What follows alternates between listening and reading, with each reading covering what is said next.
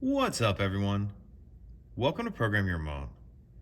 Today we're going to be taking a look at how to change the cabin air filter in a 2018 Jeep Grand Cherokee. Like I said, this is an 18 Grand Cherokee here, but it will be the same on several different years. So the cabin air filter is going to be located behind the glove box. In order to get to it, we need to open our glove box. And if we take a look on the right-hand side, we're going to see this item right here, this dampening cord. To get that off, what we want to do is grab this piece and we're going to pull it down and then go out this way. So pull it down and then come out this way. Then what we're going to do is push in on either side of the glove box, push in on both sides at the same time, and then it's going to allow the glove box to come down. And this does take a pretty good amount of pressure for that to clear. And then this whole glove box will just kind of come off there like that. And now we need to take a closer look up under here.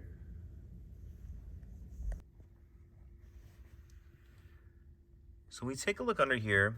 This piece right here is the access door to the cabin filter. And there's a clip on the left-hand side. There's this little one in the middle right here. And then the right side's just kind of hooked on there. So in order to get that off, what we're gonna do is press this clip on the left-hand side. Press that clip and then you'll be able to pull the door off. And you may need to push up on this one just a little bit as you do it. You may or may not need to do that. Once you get that off, that'll come off there like that.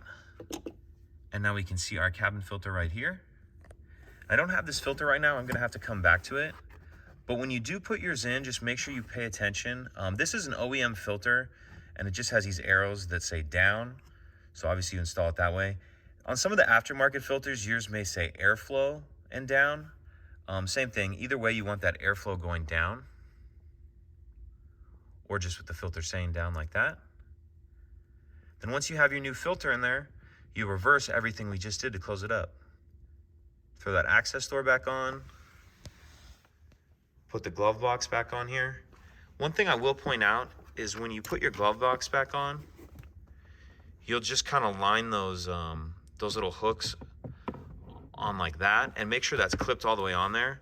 And then when you close it, it's easiest if you take one of your hands and pull this dampening cord just kind of out of the way like that and hold it.